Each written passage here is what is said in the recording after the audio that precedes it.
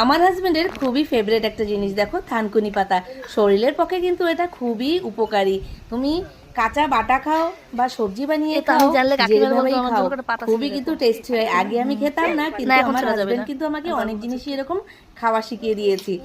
এটা তুষ্ণাবাদে আমার কাকিমা বাড়ি, কতগুলো দেখো কিভাবে ছড়িয়ে থানকুনি পাতা হয়েছে। আর একটা জিনিস দেখাবো, দেখো উপরে চড়ার সময় দুটো চড়ুই পাখি দুপাশে বাসা বাঁধছে, ওখানে ডিমও পেরেছে কাকিমা বলেছে। তারপরে আমরা সবাই চলে গেলাম উপরে, ছাদের উপরে। ছাদে কেন না, কাকিমা অনেক ফুল গাছ গাড়ছে, আর পিসি আর বোন যেখানেই যায় শুধু ফুল গাছ আছে ফুল গাছ আছে জিজ্ঞাসা করছে, আর সবার বাড়ি থেকে সুন্দর সুন্দর ফুল গাছ নিয়ে আসে। দেখো সামনে ছাদ থেকে একটা বাড়িতে আম গাছ দেখলাম, কতগুলো আম ধরেছে গাছটায়, ছোট আম কিন্তু গাছে দেখতে অনেক সুন্দর লাগছিল।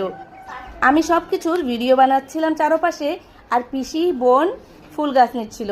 ওদের বাড়ি কি কি নেই ফুল গাছ, সেগুলো কাকিমার কাছ থেকে নিয়েছিল, আর সবাইও তাই দেখতেছিল। দেখো এটা নতুন একটা গাছ এখানে রয়েছে, সুন্দর গাছটা দেখতে, তো এটাও পিসি নিয়েছে। তারপরে তোমাদের চলো একটু পিছন দিকটা দেখাই। কাকিমার উপর থেকে দেখো পিছন দিকে খুব সুন্দর বাগিচা, চারপাশে সুন্দর সবুজ ঘন, দেখো জঙ্গল বাগিচা, আর অনেক বাড়িও আছে ওখানে। আর একটা দেখো, এটা ড্রাগন ফ্রুটের গাছ, কত সুন্দর হয়েছে। এখানেও ড্রাগন ফ্রুট গাছ হয়, তার মানে লাগালে।